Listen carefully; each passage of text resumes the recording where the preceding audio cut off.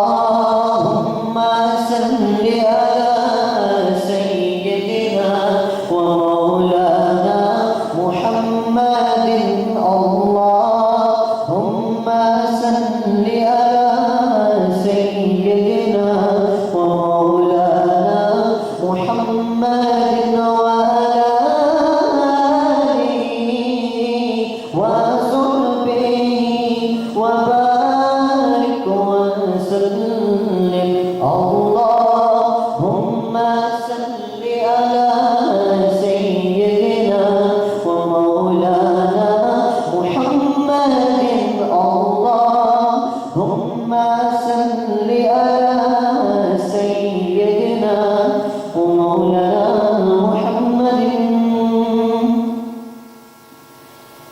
جشن آمد رسول اللہ ہی اللہ جشن آمد رسول اللہ ہی اللہ بی بی آمنہ کے پھول اللہ ہی اللہ بی بی آمنہ کے پھول اللہ ہی اللہ جب کہ سرکار تشریف لانے لگے جب کہ سرکار تشریف لانے لگے حور و غلماں بھی خوشیاں منانے لگے حور و غلماں بھی خوشیاں منانے لگے ہر طرف نور کی روشنی چھا گئی ہر طرف نور کی روشنی چھا گئی مصطفیٰ کیا ملا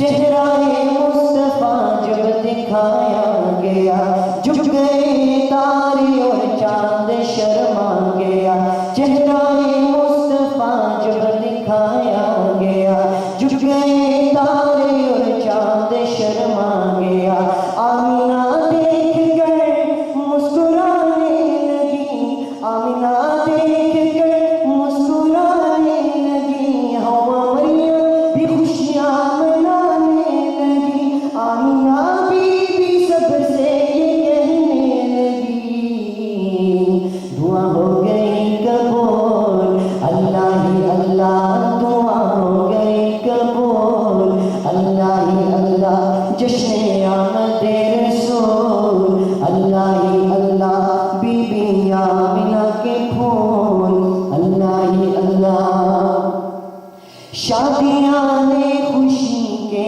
بجائے گئے شادیاں نے خوشی کے بجائے گئے شاد کے نام سب کو سنائے گئے شاد کے نام سب کو سنائے گئے ہر طرف شور صلی اعلیٰ ہو گیا ہر طرف شور صلی اعلیٰ ہو گیا آج پیدا حبیب خدا ہو گیا پھر تو جبریل نے بھی یہ اعلان کیا یہ خدا کے ہے رسول اللہ ہی اللہ یہ خدا کے ہے رسول اللہ ہی اللہ جشن آمد رسول اللہ ہی اللہ بی بی آمینہ کے پھول اللہ ہی اللہ ان کا سایہ زمین پر نہ پایا گیا نور سے نور دیکھو جدا نہ ہوا ان کا سایہ زمین پر نہ پایا گیا نور سے نور دیکھو جدا نہ ہوا ہم کو آب نبی پر بڑا ناز ہے ہم کو آب نبی پر بڑا ناز ہے کیا بتا میرے آقا کا انداز ہے جس نے رخ پر ملی وہ شفا پا گیا خاک طیبہ تیری دور اللہ ہی اللہ جشن آمد رسول اللہ ہی اللہ بی بی آمینہ کے پھول اللہ ہی اللہ جشن آمد رسول اللہ ہی اللہ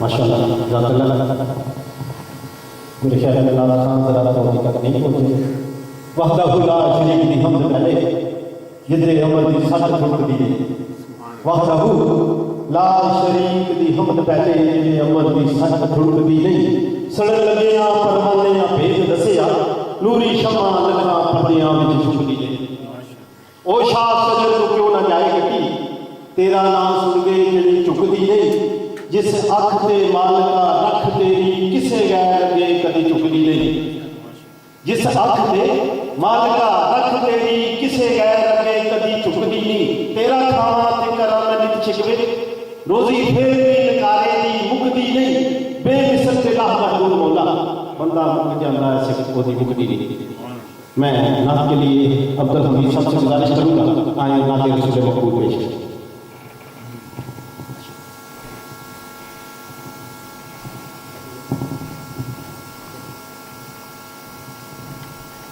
پڑھیے صلی اللہ علیہ یا رسول وسلم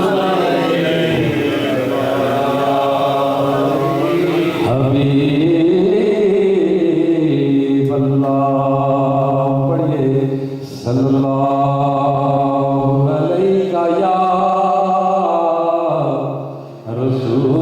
رسول اللہ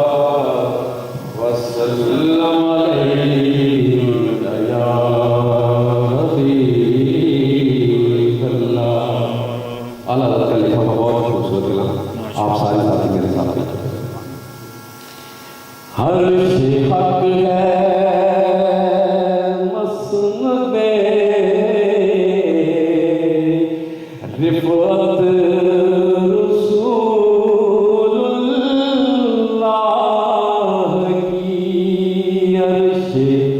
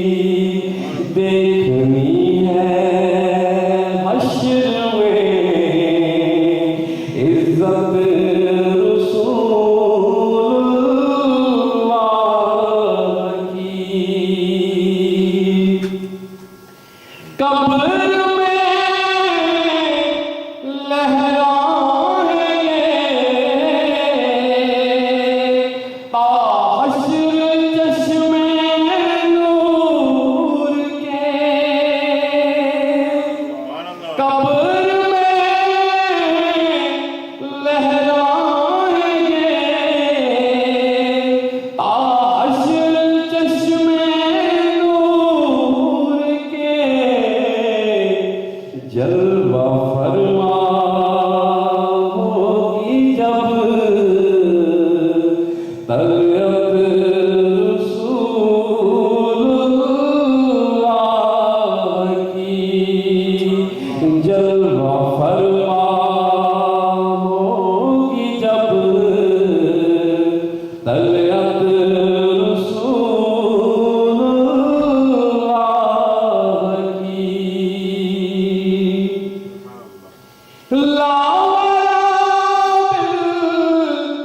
عرش جس کو جو ملا ان سے ملا بٹتی ہے کونین میں نعمت رسول اللہ کی بٹتی ہے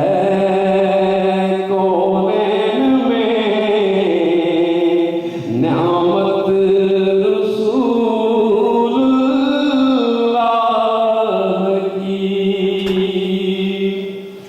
ہم بگاری وہ کریم ان کا خدا ان سے فضول اور نہ کہنا نہیں عادت رسول اللہ کی اور نہ کہنا نہیں عادت رسول اللہ کی اے ذات صاحب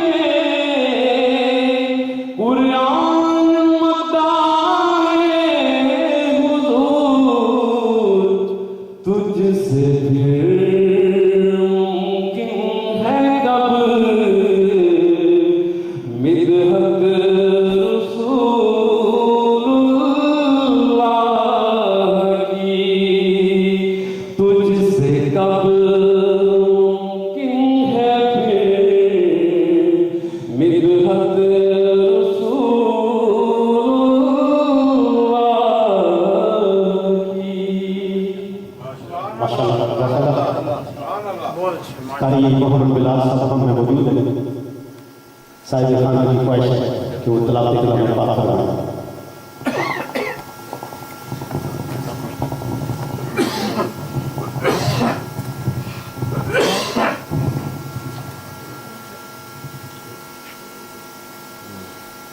أعوذ بالله من الشيطان الرجيم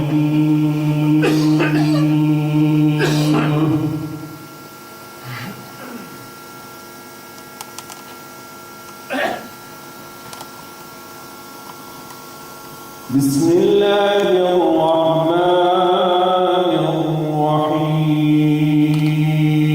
الرحيم سبحان الله سبحان الله والضحى والليل إذا سجى سبحان الله سبحان الله ما ودعك ربك وما قلى سبحان الله سبحان الله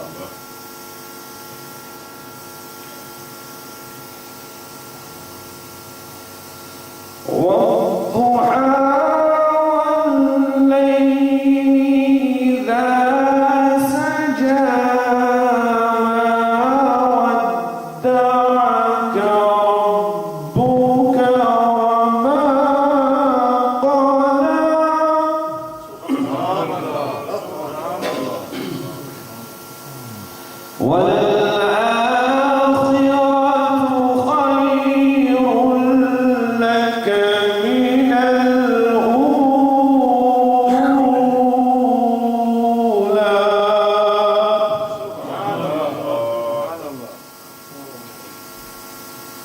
بسم الله الرحمن الرحيم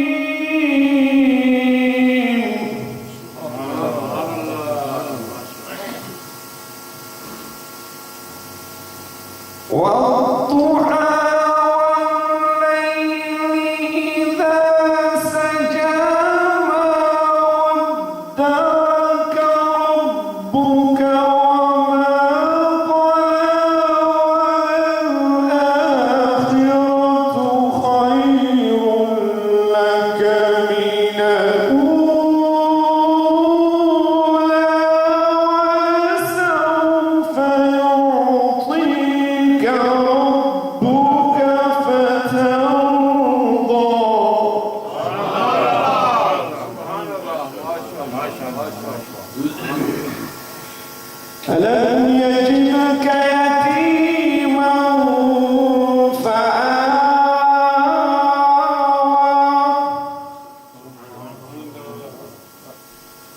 ألم يجدك يتيما فآوى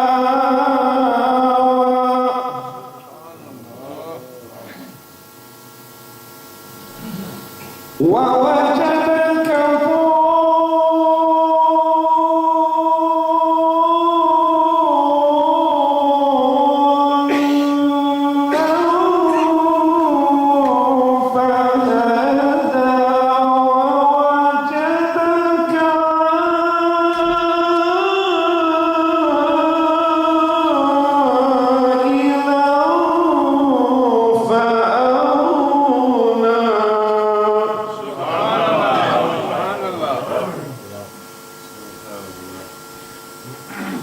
ألم يجدك يتيما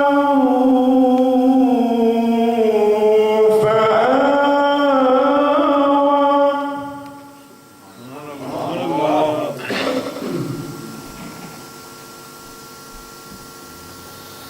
ووجدك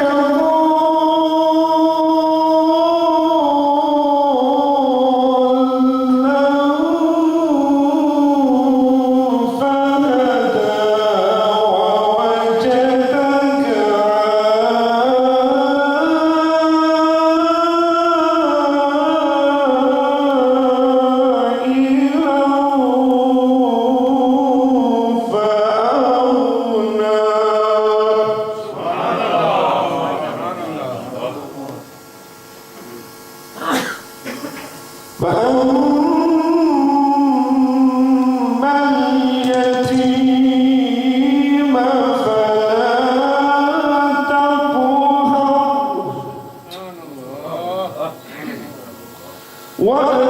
وأما السائل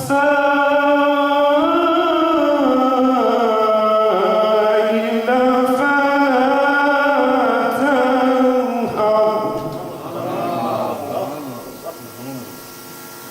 فأما اليتيم فلا تقهر وأما السائل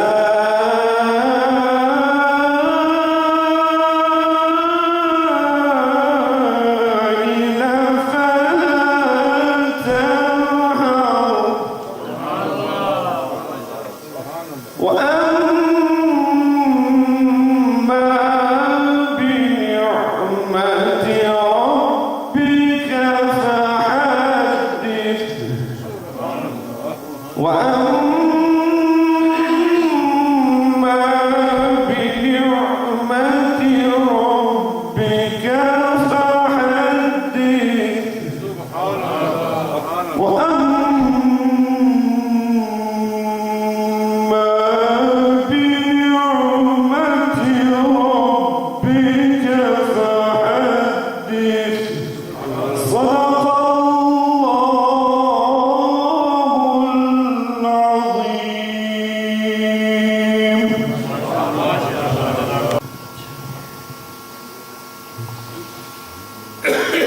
نحمده ونصلي ونسلم على رسوله الكريم أما بعد فأعوذ بالله من الشيطان الرجيم بسم الله الرحمن الرحيم قد جاء من الله نور صدق الله العظيم پیر طریقت رہبر شریعت مبلغ اسلام حضرت علامہ صاحبزادہ پیر نور العالمین صاحب مقدس العالی، واجب الاحترام بزرگ و دوستو، السلام علیکم ورحمۃ اللہ وبرکاتہ۔ اللہ تبارک و تعالیٰ کا لاکھ لاکھ شکر ہے کہ اس کے فضل و کرم اور اس کی توفیق سے ہم اور آپ اللہ رب العالمین کے حبیب نبی آقا نامدار مدنی تاجدار عرب و عجم فخر بنی آدم و آدم حضور النور سید العالمین محمد رسول اللہ صلی اللہ علیہ وآلہ وسلم کی بارگاہ اقدس میں عقیدتوں کے پھول نچھاور کرنے کے لیے حاضر ہیں۔ اللہ تبارک و تعالی ہم سب کی آج کی اس حاضری کو اپنی بارگاہ میں قبول و منظور فرمائے۔ میں سچ کہتا ہوں، اس میں کوئی مبالغے کی بات نہیں ہے۔ برادر حاجی محمد سلطان صاحب نے جب دعوت دی اور یہ کہا کہ حضرت تشریف لائیں گے تو خواہش تھی کافی عرصے سے، حضرت کو سنا بھی نہیں تھا اور زیارت بھی نہیں ہوئی، اور میں رہتے ہوئے کافی عرصے سے تو میں صرف اور صرف حضرت کی زیارت کے لیے حاضر ہوا اور حضرت کو سننے کے لیے حاضر ہوا ہوں۔ جہاں تک محفل میلاد کا تعلق ہے اور بیانات کا، تو آپ کی ہستی سرکار والد صلی اللہ علیہ وسلم کی مقدس ہستی تو وہ ہستی ہے کہ ازل سے لے کر آج تک اور ابد تک انشاءاللہ ان کی تعریف جاری و ساری ہے اور انشاءاللہ جاری و ساری رہے گی۔ ان کی بارگاہ اقدس میں شاعر نے کیا خوب کہا کہ ہو گئی زندگیاں ختم، ہو گئی زندگیاں ختم اور قلم ٹوٹ گئے، پر تیرے اوصاف کا ایک باب بھی پورا نہیں۔ سرکار والد صلی اللہ علیہ وسلم کی بارگاہ اقدس میں عمر بھر لوگوں نے زندگیاں ختم کر دی، لیکن سرکار والد صلی اللہ علیہ وسلم کی توصیف و ثنا، جن کی تعریف خود قرآن کرے، اپنی تعریف ہم اور آپ کیا کر سکتے ہیں۔ بہرحال آپ کی آمد کے حوالے سے چند اشعار میں دو تین منٹ کے لیے آپ کی خدمت میں عرض کرتا ہوں اور پھر میں حضرت کے حوالے میں آئے کر دوں گا۔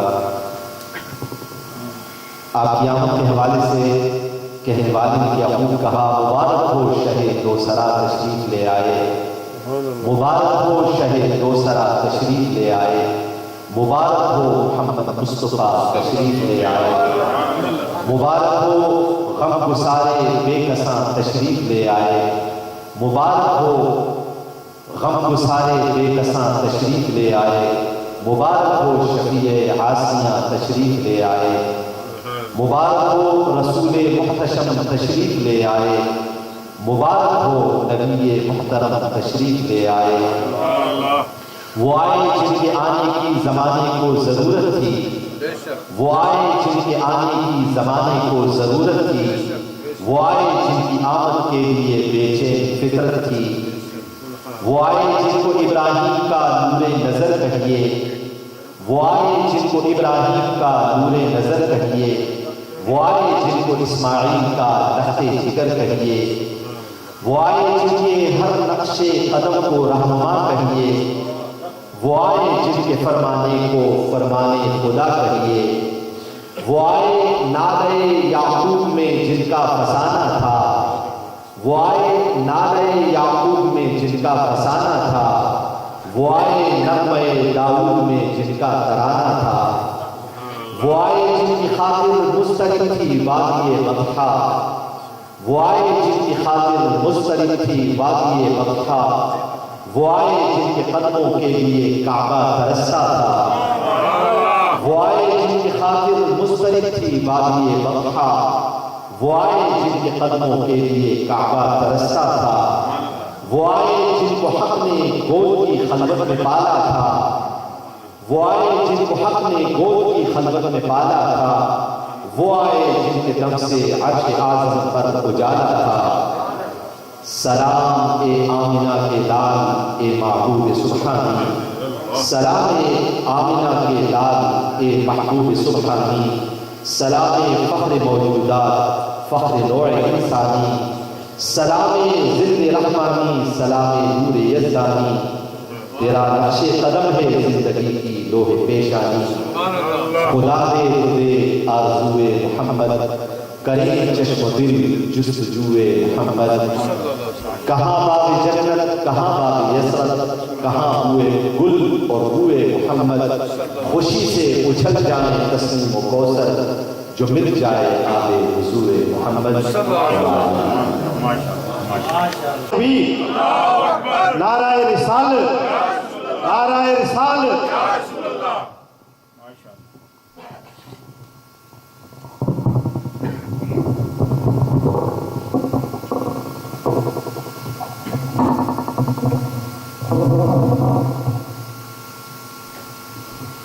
الحمد لله رب العالمين الصلاة والسلام على محمد وعلى آله وأصحابه أجمعين.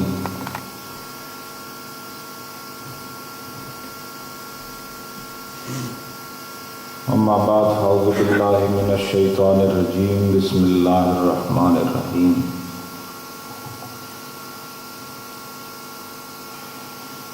قد جاءكم من الله نور وكتاب مبين.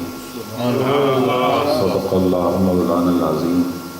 إن الله وملائكته يصلون على النبي يا أيها الذين آمنوا صلوا عليه وسلموا تسليما. اللهم صل على سيدنا مولانا محمد وعلى آل سيدنا مولانا محمد وبارك وسلم وصل عليه. مجھ سے قبل بڑے ہی خوبصورت، منظم اور مربوط کلام حضرت علامہ مولانا سید عبدالشکور ہزاروی مدظل العالی نے پیش فرمایا، اور یقیناً ہر کلمہ اور ہر لفظ اس کی گہرائی سے حب مصطفیٰ اور نسبت مصطفیٰ کا فیض چھلک رہا ہے. بے شک سبحان اللہ. محترم حاجی محمد سلطان صاحب ہر سال بحیثیت سنی مسلمان کے اپنے گھر میں نبی پاک صلی اللہ علیہ وآلہ وسلم کی آمد کے مہینے میں میلاد مصطفیٰ کا خوبصورت پروگرام ترتیب دیتے ہیں، اور اس میں علماء کرام، نعت خوان حضرات اور عوام اہل سنت تشریف لاتے ہیں. یہ انتہائی خوش بختی کی علامت ہے، نیک نیتی کی علامت ہے، نبی پاک صلی اللہ علیہ وآلہ وسلم کے ساتھ نسبت اور محبت کی علامت ہے.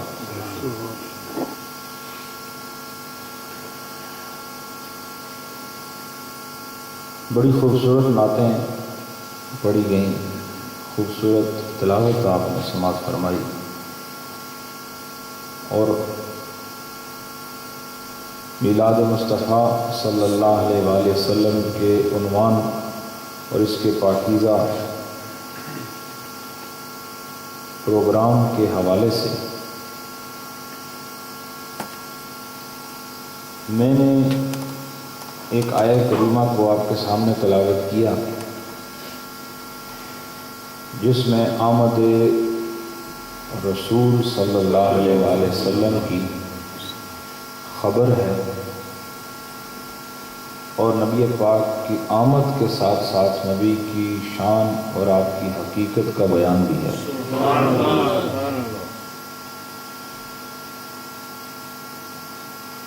ہم میں اور وہ لوگ جو صرف سرسری کلمہ پڑھتے ہیں، ان میں فرق یہ ہے کہ ہم جب حضرت محمد مصطفیٰ صلی اللہ علیہ وآلہ وسلم کا ذکر کرتے ہیں تو ذہن میں صرف عظمت کا ہی خیال ہوتا ہے، دل دماغ میں صرف ان کی رفعت کی بات ہوتی ہے. اور ہم جب انہیں محمد کہتے ہیں تو معمول کے مطابق نہیں کہتے، بلکہ حقیقت کے اعتبار سے انہیں محمد سمجھتے ہیں. صرف محمد الرسول اللہ کہنے سے بات نہیں ہوتی، ان کو محمد الرسول اللہ ماننے سے بات ہوتی. پہلی تو بات یہ کہ انہیں محمد مانا، اور دوسری بات یہ کہ رسول اللہ مانا. رسول اللہ ہونا محمد کو ثابت کرتا ہے، محمد ہونا رسول اللہ کو ثابت کرتا ہے. اس لیے جو سراپا تعریف ہو، جس کے اندر کوئی عیب اور کوئی ریب نہ ہو، اور جس کی شخصیت اور جس کی عادت اور خصلت میں ایک نقطہ بر اعتراض کی گنجائش نہ ہو اسی کو محمد کہتے ہیں، اور جس میں یہ سارے کمالات ہوں ایسا محمد پھر رسول اللہ ہوگا، اور جس میں عیب ہو، جس میں نقص ہو، جس کو کسی چیز کی خبر ہی نہ ہو وہ محمد بھی ہو اور پھر رسول اللہ بھی ہو، یہ ہو نہیں سکتا۔ محمد وہی ہوگا جو رسول اللہ ہوگا، اور رسول اللہ وہ ہوگا جو محمد ہوگا۔ نعرہ تکبیر، اللہ اکبر، نعرہ رسالت، یا رسول اللہ، نعرہ رسالت، یا رسول اللہ، نعرہ تحقیق، نعرہ حیدری، ماشاءاللہ۔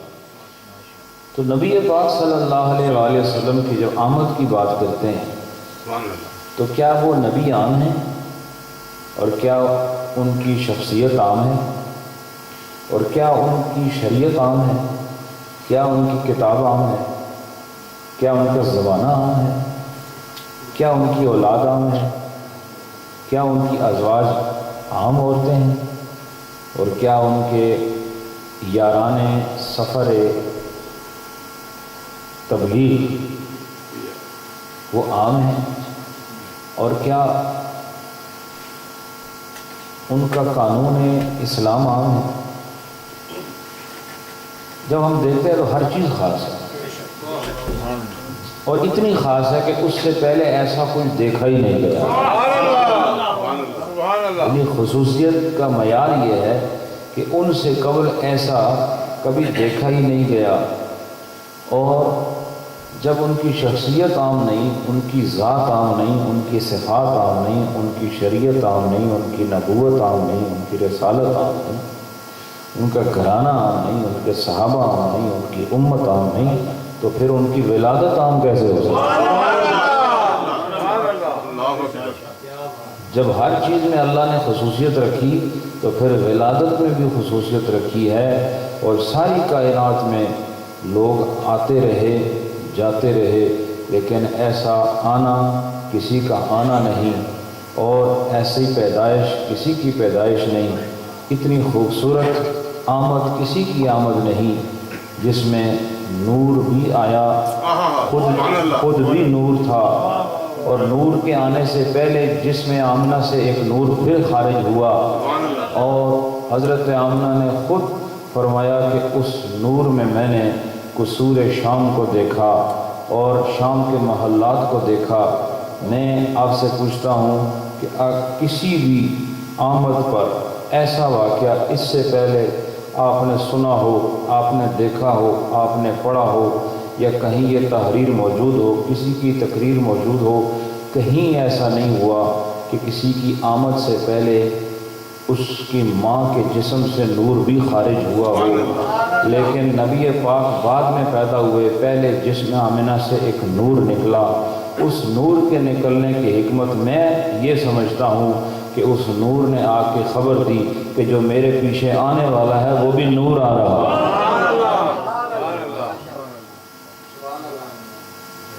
قد جاءکم من اللہ نور، تحقیق اللہ کی طرف سے ایک نور آیا۔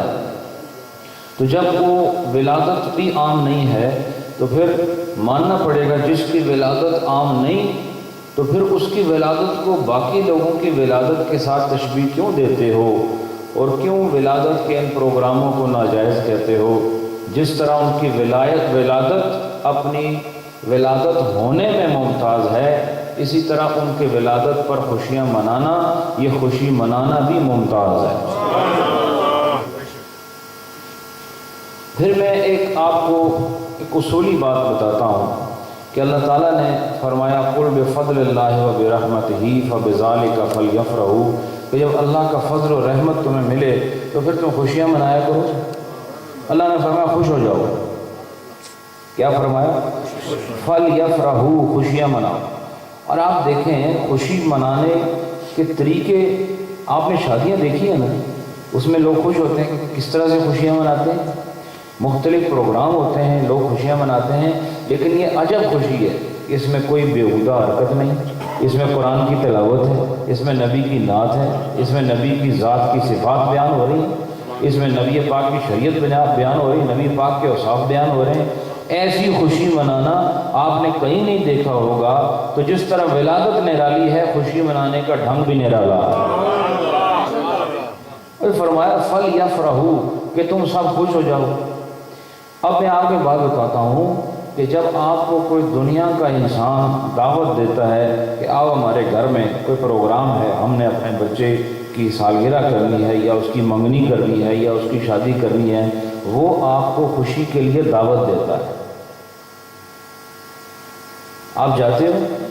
اگر آپ کو کارڈ دے دے پھر تو واجب ہو جاتا ہے، زبانی کلامی تو آپ مانتے ہی نہیں، لیکن اگر آپ کو وہ ایک رکا دے جائے، ایک پرنٹ شدہ کاغذ دے جائے، پھر آپ جانا لازمی سمجھتے ہیں۔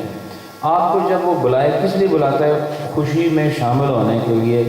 تو آپ رکھ رکھاؤ کے لیے خاندانی تعلق کی بنیاد پر اس کے کہنے پر اس کی خوشی میں شامل ہوتے ہو، تو کیا خیال ہے اگر بندہ بندے کی رعایت کرتا ہے تو اللہ کے حکم کی رعایت ضروری ہے کہ نہیں؟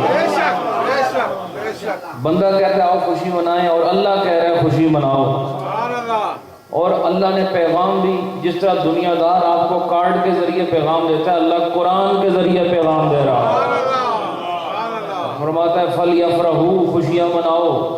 تو بندہ بندے دی سن کے خوشیاں مناوے اور رب دی سن کے بوئے بند کرے اور ماتم کرے اندر، یہ اللہ کا تابعدار بندہ ہے؟ نہیں، تابعدار وہ ہے کہ جب اللہ کا فضل دیکھے، جب اللہ کی رحمت دیکھے تو خدا کہتا ہے میں جو چاہتا ہوں تم خوش ہو، پریشان ہونے کی ضرورت کیا ہے؟ وہ رب کی خوشی کو سمجھنے والے اس حقیقت کو جان لیں کہ وہ رب جو انسان کو اس دنیا میں خوش دیکھنا چاہتا ہے، جو یہاں خوش ہو گیا وہ حشر میں بھی خوش ہو گیا۔ محمد مصطفیٰ، محمد مصطفیٰ، آپ یہاں پر خوشیاں نہیں مناتے ہیں تو وہاں کیسے خوشی ملے گی آپ کو؟ اور اللہ خود کہہ رہے ہیں فَلْيَفْرَحُوا، چاہیے یہ کہ یہ خوشیاں منائیں، یہ لفظی ترجمہ ہے، چاہیے کیا کہ یہ خوشیاں منائیں۔ جب اللہ یہ آپ کو حکم دے رہا ہے کہ تم خوشیاں مناؤ، اس کا مطلب ہے کہ اللہ صرف یہ نہیں چاہتا کہ تم نمازیں ہی پڑھتے رہو، تم روزے ہی رکھتے رہو، ہر وقت سجدے میں رہو، ہر وقت تسبیحاں پھرتے رہو۔ اللہ اپنے بندے سے محبت کرتا ہے، وہ چاہتا ہے کبھی کبھی خوش بھی تو ہوا کرو، خوشیاں مناؤ۔ اور پروردگار کی حکمت ہے، حکیم ہے وہ، اور اپنے بندوں سے محبت کرتا ہے، اور اس محبت میں جیسے اس کی شان ہے اس شان کے مطابق وہ خوشی بھی دے رہا ہے۔ جب اللہ کا فضل دیکھو، رحمت دیکھو تو خوشی مناؤ۔ اب یہ ایک الگ ویسے آپ کو اہل علم نے بتایا کہ نبی پاک اللہ کے سارے جتنے بھی فضل ہیں ان میں افضل جو فضل ہے وہ نبی پاک ہے، اور اللہ کی جتنی بھی رحمتیں ہیں ہر رحمت کی جان خود جان رحمت محمد صلی اللہ علیہ وسلم، اور آپ سے بڑھ کر کوئی رحمت نہیں، آپ سے بڑھ کر کوئی فضل نہیں۔ تو جب آپ آ گئے تو خوشی منانی ہے۔ فَلْيَفْرَحُوا، اللہ فرماتا ہے نا کہ تم خوشیاں مناؤ۔ اب اللہ تعالیٰ نے جب یہ فَلْيَفْرَحُوا کا حکم دیا تو اب آپ کو جو دیگر لوگ ہیں وہ آپ کو کہیں گے کہ بتاؤ یہ صحابہ نے کیا، یہ جو لیٹر تم لگاتے ہو، آپ کو وہ چیز اپیل بھی کرتی ہے بعض اوقات، تو آپ کو لگتا ہے کہ ہم تھوڑے ویک کام کر رہے ہیں، لیکن یہ اس لیے کہ آپ کے پاس علم نہیں ہے۔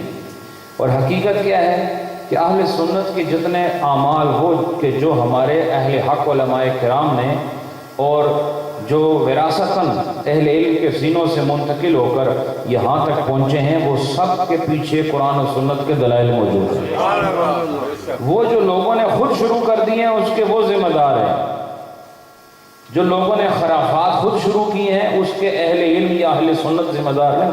اگر کوئی قبر کے ارد گرد گھنگرو باندھ کے ناچنا شروع کرے تو یہ اہل سنت کا قصور ہے، اور جو نعت خوان آج کل کے ڈرامہ باز لوگ ہیں جو مختلف طریقوں سے غیر شرعی طریقوں سے نعتیں پڑھتے ہیں، یہ اہل سنت کا قصور ہے۔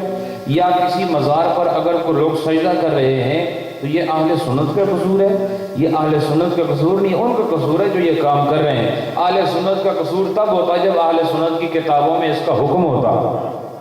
ہماری کسی کتاب میں یہ خرافات نہیں ہے، ہمارے اہل علم نے کہیں ہمیں یہ نہیں بتایا کہ آپ مزاروں پہ جا کے طواف کریں، سجدے کریں، اور مرد اور زن جو ہیں وہ آپس میں اکٹھے ہو کر وہ مزارات پر جائیں، اور غیر شرعی حرکات، قبروں پر جا کے ناچنا، گھنگرو باندھنا اور دھمال کرنا اور ڈھول بجا بجا کے اپنی محبت کا اظہار کرنا، یہ سب فریب، دجل، مکر اور غیر شرعی فسق و فجور جتنے اعمال اور افعال ہیں، ان کا تعلق ان لوگوں کے ساتھ ہے جو یہ کر رہے ہیں، اس کا تعلق اہل سنت کے ساتھ نہیں ہے۔ اہل سنت نے یہ کہا کہ میلاد منانا جائز ہے، مستحب ہے، خوشیاں کرنا مستحب ہے۔ اب کہتے ہیں یہ صحابہ کرام نے کہاں کیا؟ بتاؤ کس صحابی نے ایسے کیا؟ عشرہ مبشرہ نے ایسے کیا، خلفائے راشدین نے ایسے کیا، اور ان کے بعد پھر بنو امیہ میں کسی نے ایسے کیا، بنو عباس میں کسی نے ایسا کیا۔ یہ جو تین اچھے ادوار جس کو نبی پاک نے اچھا دور کہا، ایک نبی پاک کا دور، پھر صحابہ کرام اور نبی پاک کا دور، پھر تابعین کا دور، پھر تبع تابعین کا دور، کس نے جلوس نکالے ہیں، کس نے یوں جلسے کیے ہیں، کس نے یوں پروگرام کیے ہیں۔ تو میں اس کے لیے آپ کو آج ایک آسان نسخہ بتا رہا ہوں، اور وہ یہ ہے کہ ہمیں اس مثال کی ضرورت نہیں ہے کہ یہ صحابہ کرام نے کیا ہو یا تابعین نے کیا ہو یا تبع تابعین نے کیا ہو۔ کیوں کہ اللہ تعالیٰ نے اجمالی حکم فرمایا ہے، عمومی حکم فرمایا ہے، مطلق حکم فرمایا۔ کیا؟ فَلْيَفْرَحُوا، تم خوشی مناؤ۔ کیا فرمایا؟ خوشی مناؤ۔ اب اگر تم کو صحابہ کرام نے حضور کی آمد کی خوشی نہیں منائی تو تم جھوٹے ہو۔ کون ہے جو نبی پاک کی آمد پر خوش نہیں ہوا؟ کون ہے جس نے کہا کہ نبی پاک آئے تو ہم خوش نہیں ہیں؟ جو یہ کہے وہ تو دائرہ ایمان سے ہی خارج ہو جائے گا۔ لیکن اب اگر حکم یہ ہے کہ تم خوشیاں مناؤ، لیکن خوشی منانے کی صورت نہیں دی، حکم دیا لیکن صورت نہیں دی، کیا وجہ ہے؟ دیکھو اللہ تعالیٰ نے فرمایا نا کلو وشربو، کلو وشربو کا مطلب لنگر ہے، خاموش بیٹھے تھے سارے۔ کیا مطلب ہے؟ کلو وشربو، کھاؤ تے پیو۔ یہ تمہیں پسند آئی گل کہ نہیں؟ کھاؤ اور پیو۔ اب اللہ نے قرآن میں یہ فرمایا کہ تسی آئرن برو پیو، یہ کہا ہے نا پیو، اور کھانے کے اللہ نے یہ فرمایا کہ تم بریانیاں کھاؤ۔ اللہ نے کیا فرمایا؟ کلو وشربو، کھاؤ اور پیو۔ اس سے مطلب جو کھاؤ گے وہ صرف شرط یہ حلال ہو، جو پیو گے شرط یہ کہ وہ حلال ہو، باقی جو مرضی ہے کھاؤ، جو مرضی، یعنی حکم مطلق ہے۔ کلو میں، کھانے میں حکم مطلق ہے۔ مطلق وہ ہوتا ہے جس میں کوئی کنڈیشن نہ ہو، یہ ذکر نہ کیا گیا۔ اگر اللہ تعالیٰ یوں فرما دیتا کہ تم مرغا کھاؤ، تم مرغی کھاؤ، اور تم بکرے اور بکریاں کھاؤ، گائے بھینس کھاؤ، تو پھر یہی کھانا جائز ہوتا، اس کے علاوہ کچھ جائز نہ ہوتا۔ لیکن فرمایا کلو، کھاؤ جو مرضی کھاؤ، صرف شرط کیا ہے کہ حلال ہونا چاہیے، اور وشربو، اور پیو جو مرضی پیو لیکن حلال ہونا چاہیے۔ ایسے فرمایا جیسے فرمایا نا کلو وشربو، ویسے فرمایا فلیفرحوا، خوشیاں مناؤ۔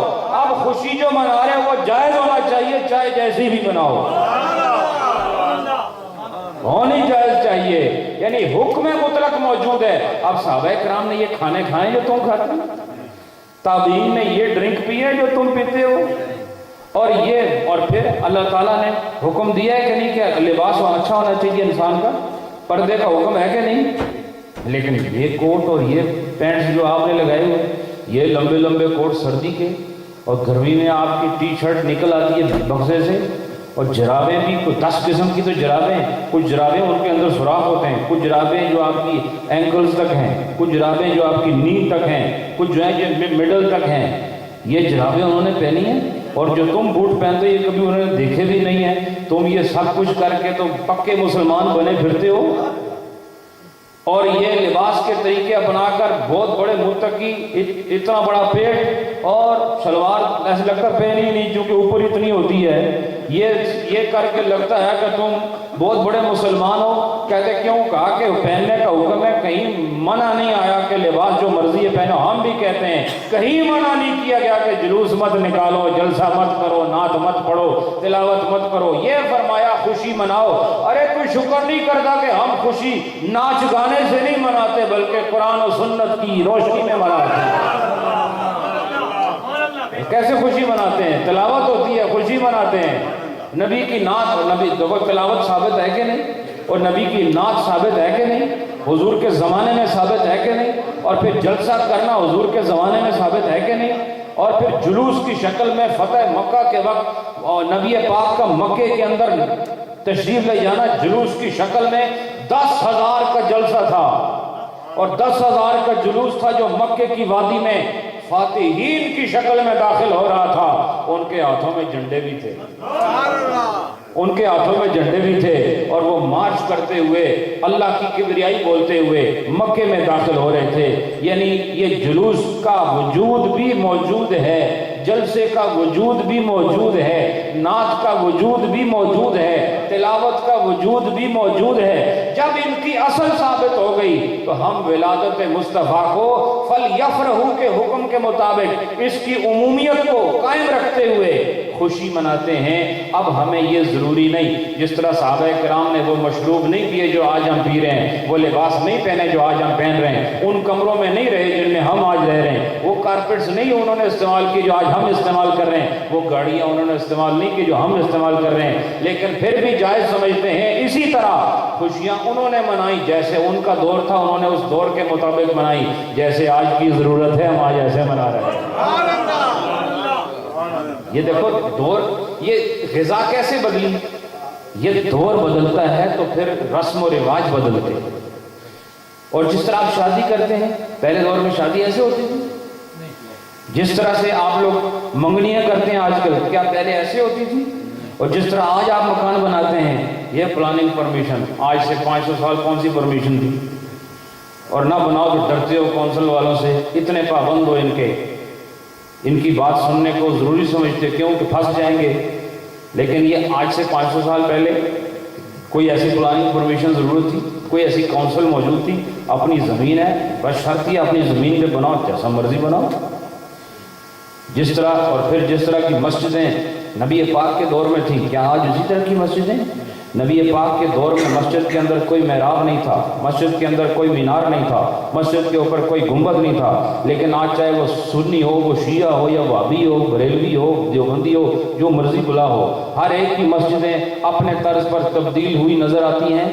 یہ اعلیٰ خوبصورت منقش پتھر اور اتنے اعلیٰ زرق برقی کمکمیں اور نیچے اعلیٰ قالین، اور پھر یہ ساتھ وضو خانے. یہ وضو خانہ کہاں سے آ گیا مسجد کے ساتھ؟ یہ کب نبی نے تعلیم فرمائی کہ وضو خانہ مسجد کے ساتھ ہونا چاہیے؟ صدیق اکبر نے وہ کون سی مسجد بنائی جس کے ساتھ وضو خانہ ہوتا ہے؟ لیکن آپ کی مسجد کے ساتھ آپ وضو خانہ ایسے ہی ضروری ہے جس طرح مسجد کے لیے نمازی ضروری ہے. نہ بناؤ تو لوگ جانتے ہی نہیں ہوتے. آتے کیا ہوگا، کیوں نہیں جانتے ہوتے؟ وضو کی جگہ ہی نہیں. وضو کی جگہ مسجد تو سجدے کی جگہ ہے، وضو کی جگہ تو نہیں. لیکن یہ تبدیلیاں آئیں کیسے آئیں؟ ماحول کی تبدیلی کے ساتھ. شریعت میں جہاں گنجائش تھی اس کے مطابق جو تبدیلی آئی، شریعت نے اس تبدیلی کو قائم رکھا، اس تبدیلی کو قائم رکھا. اب یہ دیکھو ہر چیز بدل گئی ہے، اور خوشی کے انداز بھی بدل گئے، شادیوں کے طریقے بدل گئے، منگنیوں کے طریقے بدل گئے، اور پروگراموں کے طریقے بدل گئے. یہ محفل نعت کرنا، اور پہلے محفل نعت ایسے نہیں ہوتی تھی کہ ایک نعت خان آیا، پھر سرکار نے کہیں دوسرے کو بلایا، پھر تیسرے کو بلایا. اب باقاعدہ ان کو بلانا پڑتا ہے، اپوائنٹمنٹ لینی پڑتی ہے، پھر وہ آتے ہیں، اور کبھی کبھی نہیں بھی آتے تھوڑے بلانے کے باوجود. اور پھر آپ کا پروگرام ہوتا ہے، پھر ایک پڑھتا ہے، پھر دوسرا پڑھتا ہے. یہ نظیر کہیں نہیں نظر نہیں آئے گی آپ کو. پھر اگر ہم نعت کی محفل کرتے ہیں تو یہ محفل قرات کی محفل کرتے ہیں. یہ سمجھتے ہیں کہ ہم جو ہے عین اسلام کی خدمت کر رہے ہیں، کہ مصر سے قاری بلائے ہو، شام سے قاری بلائے، اور ملائیشیا سے قاری بلائے، ہندوستان سے، افغانستان سے اور پاکستان کے قاری بلا کے کہا کہ محفل قرات ہو. اس طرح میں آپ کو پوچھتا ہوں کہ اس طرح محفل قرات نبی پاک نے کہاں کرائی ہے؟ محفل نعت کا ثبوت تو ہے کہ حضور نے ممبر پہ حضرت حسان کو بٹھا کے کھڑا کر کے کہا کہ جاؤ اور میرے ممبر پہ کھڑے ہو کر میری حمد میری ثنا کرو، میری تعریف کرو، اشعار کہو۔ نبی پاک نے کہا لیکن ایسا کبھی نہیں ہوا کہ حضور نے کسی کو کھڑا کر کے کہا کہ آج چلو تلاوت تم کرتے رہو، اور پھر دوسرے کو کھڑا کیا، پھر تیسرے کو کھڑے، ایسی کہیں روایت نہیں ملتی۔ لیکن جائز ہم بھی سمجھتے ہیں، جائز یہ بھی سمجھتے ہیں، لیکن جب ہم محفل نعت کرتے ہیں تو ان کو تکلیف ہوتی ہے، اور محفل قرات کرتے ہیں تو یہ خوش ہوتے ہیں۔ یہ معیار تمہیں کون ہوتے ہو معیار قائم کرنے والے؟ اور تمہیں یہ اختیار کس نے دیا ہے کہ جائز ناجائز کے اختیار کو تم خود اپنے پاس رکھو اور اپنی مرضی کے مطابق فیصلے کرو؟ ہم فلیفرحوا کے حکم مطلق پر عمل کرتے ہوئے اللہ نے فرمایا ہے کہ تم خوشیاں مناؤ، اور یہ نہیں کہا کیسے مناؤ، یہ حکمت تھی اس لیے کہ دور بدلتا رہے گا، خوشیوں کے ڈھنگ بدلتے رہیں گے۔ اگر وہ خوشی کا طرز ایک بناتا پھر اسی کے اندر رہنا ضروری تھا، لیکن اللہ نے فرمایا بس خوشی مناؤ۔ جیسے فرمایا نا کھاؤ، کوئی ساتھ یہ نہیں کہا کیا کھاؤ، کیا کھاؤ کہتا تو پھر اس کے اندر رہنا پڑتا، لیکن صرف یہ کہا حرام نہ ہو، باقی جہان میں جو کچھ ملتا ہے اس کو کھاتے چلے جاؤ۔ اسی طرح خوشیوں کا حکم ہے۔ اب مجھے بتاؤ کہ وہ جو آنے والا ہو وہ اللہ کا فضل بھی ہو، اللہ کی رحمت بھی ہو، اور خدا کا نور بھی ہو۔ سبحان اللہ۔ قد جاءکم من اللہ نور، اور ہو بھی خدا کا نور، اور وہ نور ایسا نور ہو کہ جو دنیا میں آ کر اپنے روحانی نور سے اور جسمانی دونوں انوار سے مخلوق خدا کو منور کر کے اس کائنات سے کفر کی تاریکیوں کو دور کر گئے۔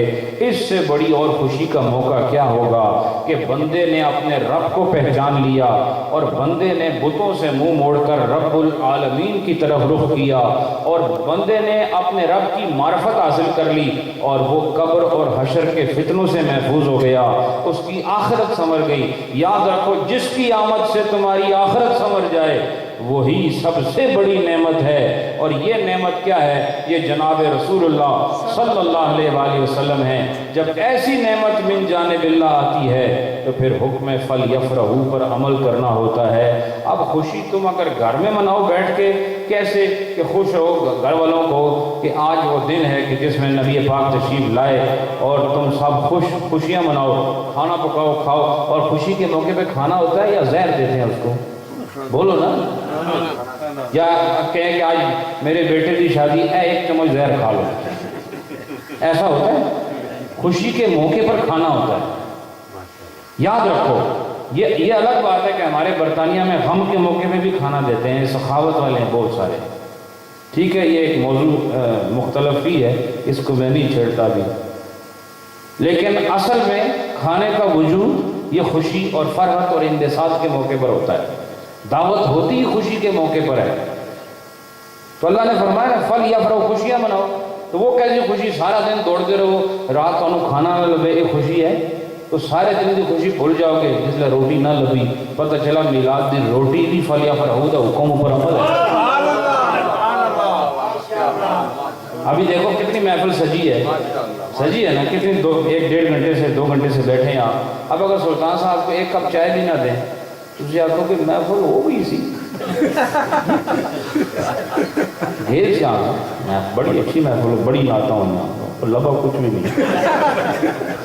یہ اس لیے نہیں کہتا کہ لالچ ہوتی ہے، خوشی کی انتہا پر ہمیشہ کھانا ہوتا ہے، ٹھیک ہے؟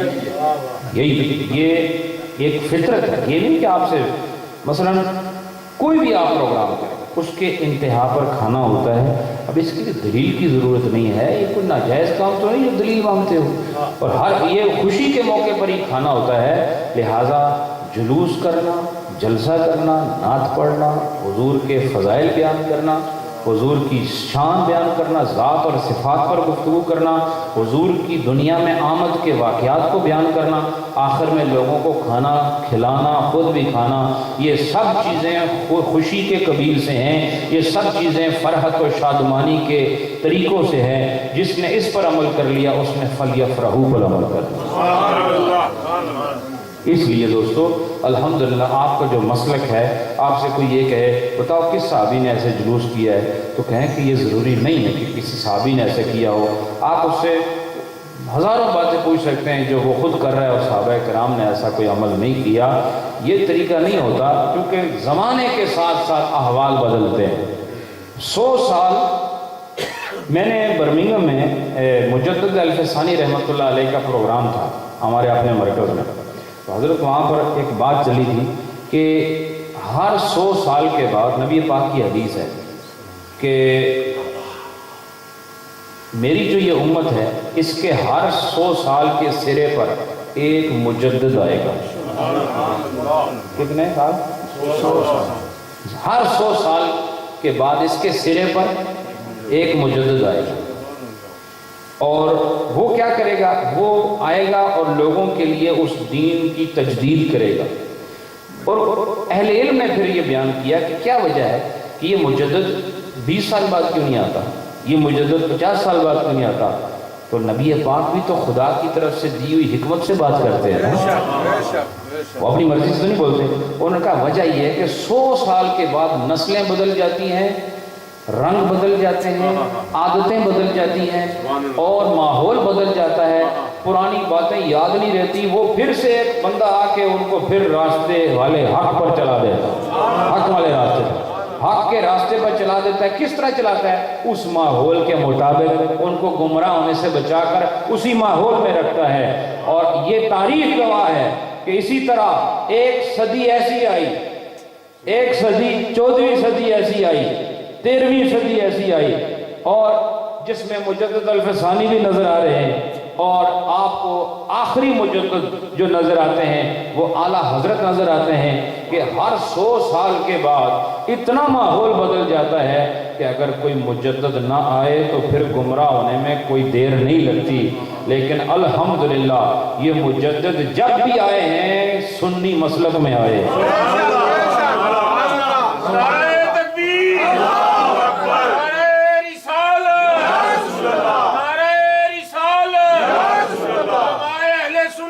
یا وہ شافعی ہوگا یا وہ حنبلی ہوگا یا وہ مالکی ہوگا یا وہ حنفی، اس سے بعد آپ کو ایک مجدد مجھے کوئی دکھا دو نہیں آئے گا. اور کہا کہ یہ ہے وہ مجدد جو 100 سال بعد آتا ہے، اور ایک مجدد اور ہے جو 1000 سال کے بعد آتا ہے، اور وہ ہے مجدد الف ثانی. وہ کون ہے؟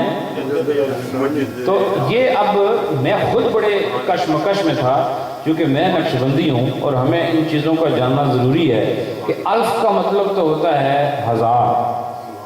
الف کا مطلب کیا ہوتا ہے؟ 1000.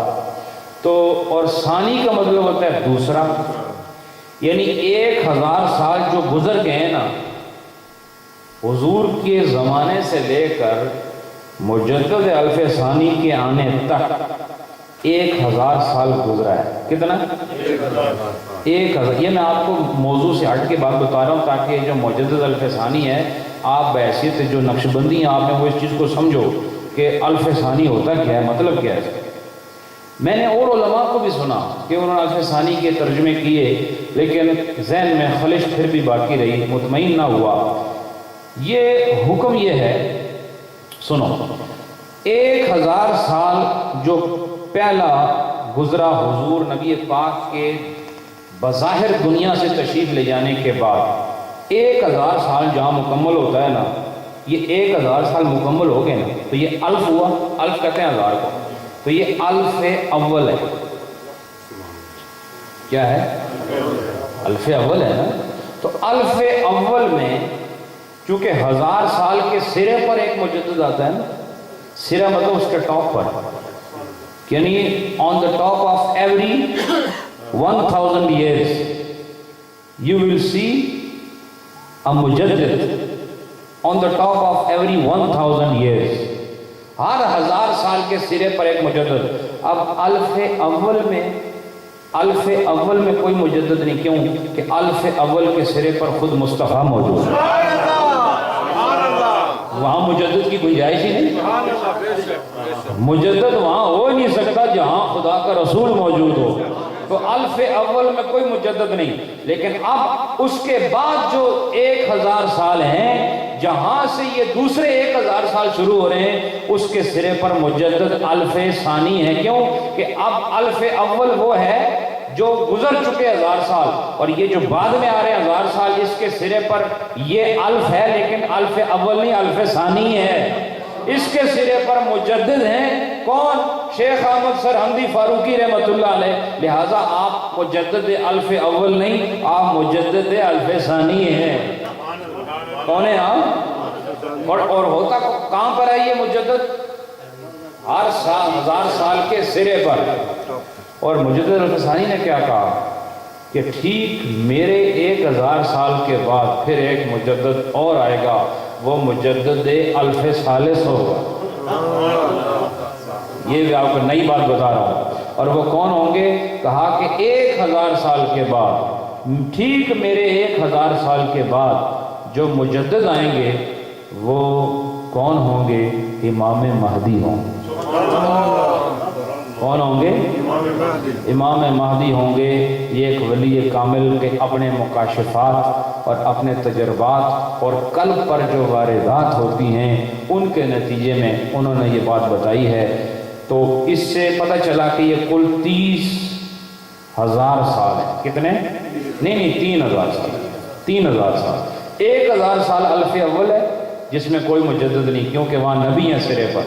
دوسرے جو 1000 سال ہے الف ثانی، اس کے سرے پر کون ہے؟ مجدد الف ثانی ہے۔ اور تیسرے جو 1000 سال ہے اس کے سرے پر انشاءاللہ امام مہدی وہ تشریف لائیں گے۔ تو آپ جو ہر دوسرے دن کوئی نہ کوئی اعلان کر دیتا ہے امام مہدی کا، یہ مسئلہ بھی نقشبندیوں کے امام نے حل کیا کہ اجے اتنا جلدی نہیں آنے والے، 1000 سال انتظار کرو۔ ٹھیک ہے؟ تو یہ نہ جانے بات کہاں سے شروع ہوئی تھی، تو مقصد میرا یہ ہے فَلْيَفْرَحُوا، خوشیاں مناؤ۔ اور خوشیاں منانے کے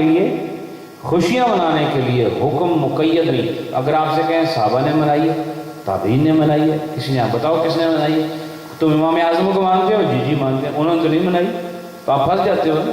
تو ان صاحب سے کہو ان کا منانا ضروری ہے ہی نہیں، اس لیے کہ اللہ نے فرمایا فَلْيَفْرَحُوا۔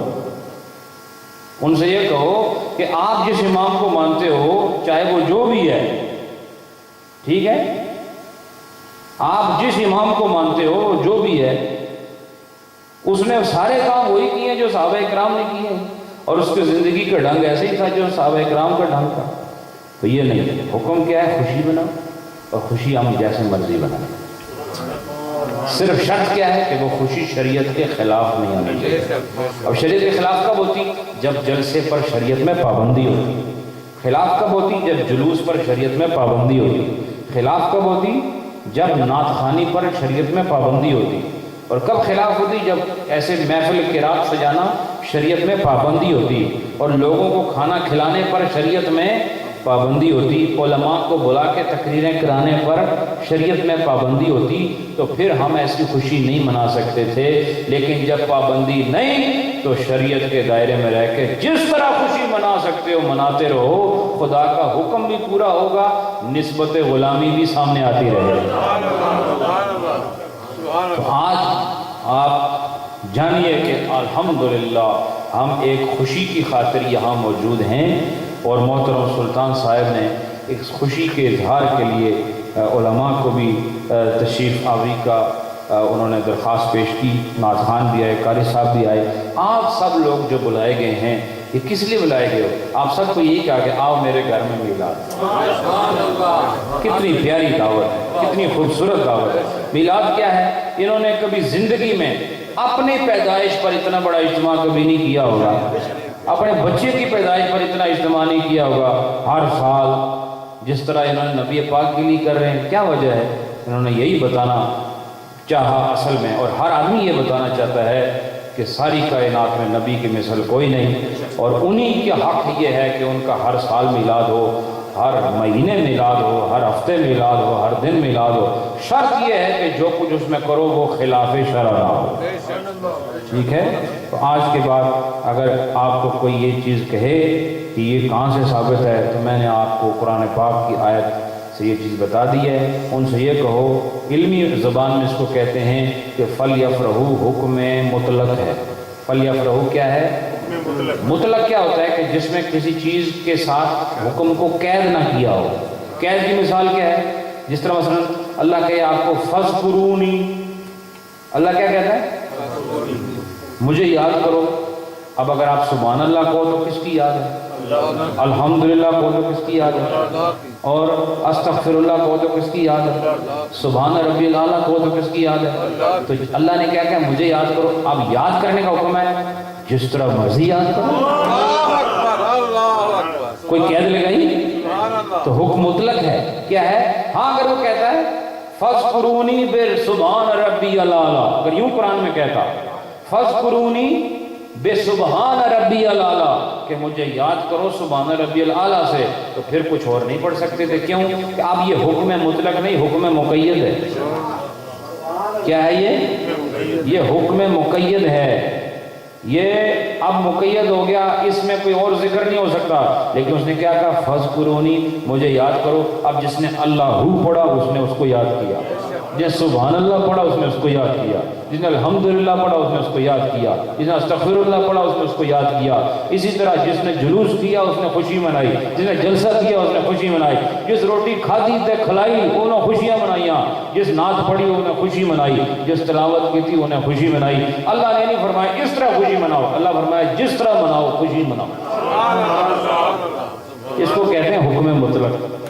کیا کہتے ہیں؟ الحمدللہ ہم حکم مطلق پر عمل کر کے یہ نبی پاک کی آمد اور آپ کے اللہ کے فضل اور اس کی رحمت ہونے پر یہ مجلس قائم کی ہے ہم نے، اور کرتے رہیں گے. تھوڑا سا کلمہ شریف کا ذکر پھر دعا. تھوڑا سا پہلے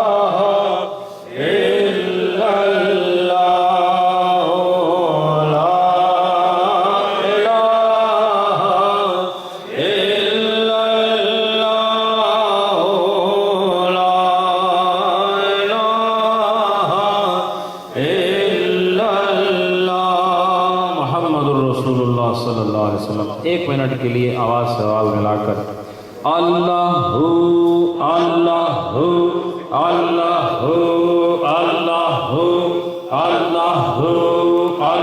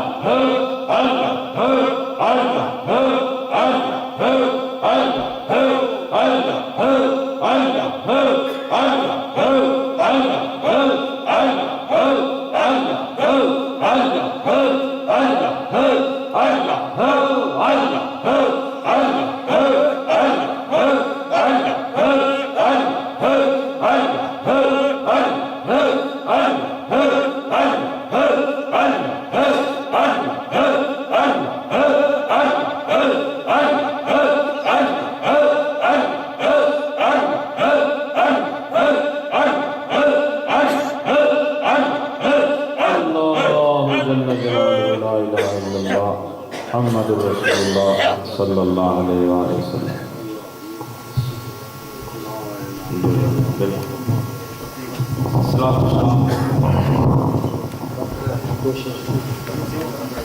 ایسا مصطفیٰ سے جا کہنا غم کے مارے سلام کہتے ہیں. ایسا مصطفیٰ سے جا کہنا غم کے مارے سلام کہتے ہیں. یاد کرتے ہیں آقا شام و سحر دل ہمارے سلام کہتے ہیں. یاد کرتے ہیں آقا شام و سحر دل ہمارے سلام کہتے ہیں.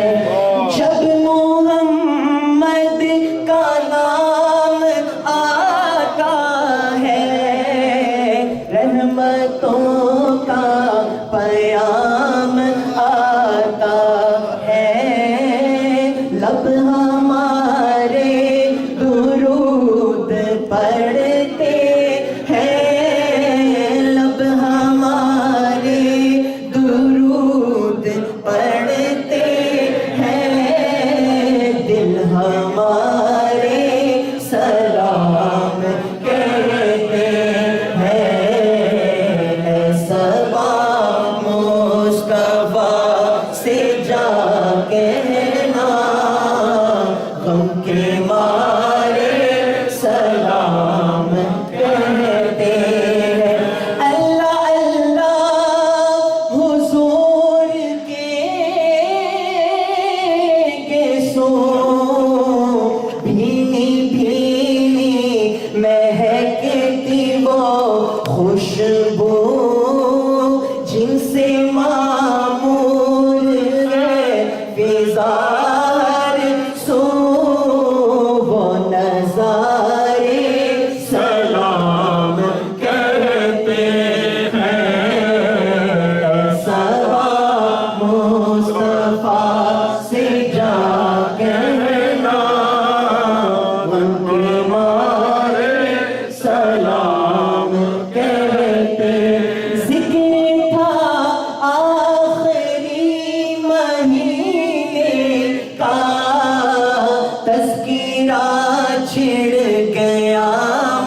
مدینے کا ذکر تھا آخری مہینے کا تذکرہ چھڑ گیا مدینے کا حاجیوں مصطفیٰ سے کہہ دینا غم کے مارے سلام کہتے ہیں سلام مصطفیٰ سے کہتے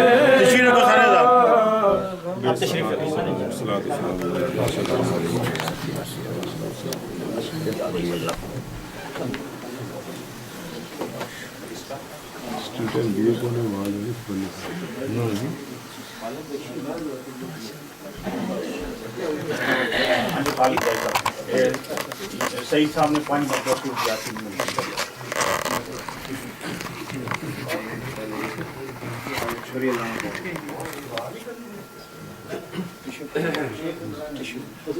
ٹیشو پہ ٹھیک ہے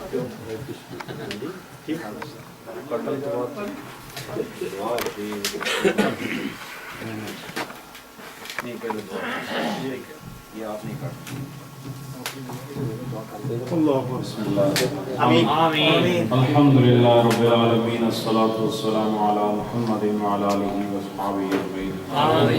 رب العالمین آج کی یہ روحانی ایمانی اور میلاد مصطفیٰ کی خوشیوں سے معمور محفل اپنے بارگاہ میں قبول فرما. اس بار قرآن پاک درود شریف 14,000 مرتبہ کلمہ شریف 2,000 اور مزید درود شریف 1,000 اور جو کچھ پڑھا گیا رب العالمین اس سب کو اپنی بارگاہ میں قبول فرما. جو نعتخوانی ہوئی یا اللہ اور جو قرات ہوئی جو بیانات ہوئے یا اللہ جو ذکر پاک ہوا اپنی بارگاہ میں قبول فرما. سب کا ثواب نبی پاک صلی اللہ علیہ وسلم کل انبیاء مرسلین حضور کے صحابہ صحابیات اہل بیت تابعین و تبع تابعین اولیاء اتقیاء علماء واعظین مفسرین محدثین اور کلمہ گو مومنین مومنات مسلمات اور اصال ثواب کی حقیقت کو ماننے والے جتنے دنیا سے گئے ان سب کو اس کا ثواب عطا فرمائے. بالخصوص محترم حاجی محمد سلطان صاحب کے اقارب و اجزا والدین میں سے اور رشتہ داروں میں سے رب العالمین دوست احباب میں سے جو بحالت ایمان دنیا سے گئے ان سب کو اس کا ثواب عطا فرمائے. اور بالخصوص سے ان کی درخواست اور ان کی دعوت پر جتنے لوگ یہاں حاضر ہوئے ان سب کے اقارب و اعزا کو بھی اس کا ثواب عطا فرمائے. یا اللہ اس محفل میلاد کے صدقے حاجی سلطان صاحب کے گھر میں خوشیوں کا دور دورہ ان کی اس محبت کو ان کی اس چاہت کو نبی پاک صلی اللہ علیہ وآلہ وسلم کی جشن ولادت کی اس خوبصورت مجلس کے صدقے یا اللہ ان کو دنیا اور آخرت کی خیر عطا فرما. ان کو اور ان کے گھر والوں کو ان کی اولاد کو رب العالمین برکت و عظمت نصیب فرما.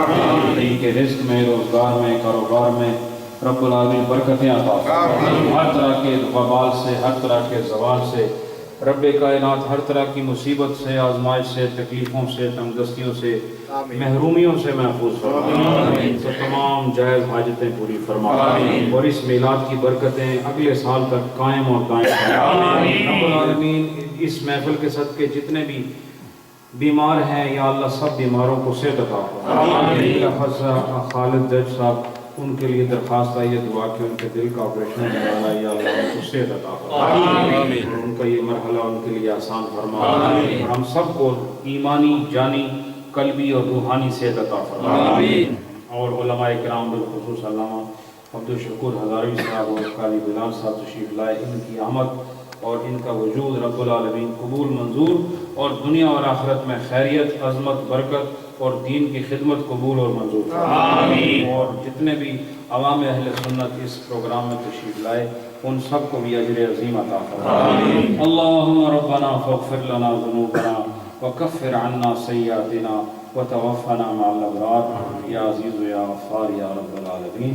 صلی اللہ تعالی علی حبیبہ محمد وعلی آلہ وصحبہ اجمعین برحمتک یا ارحم.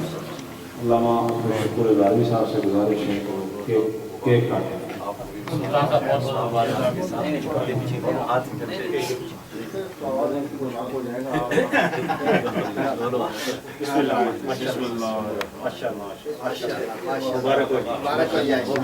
تکبیر نعرہ حیدری آمد مصطفیٰ آمد مصطفیٰ چہرہ والضحیٰ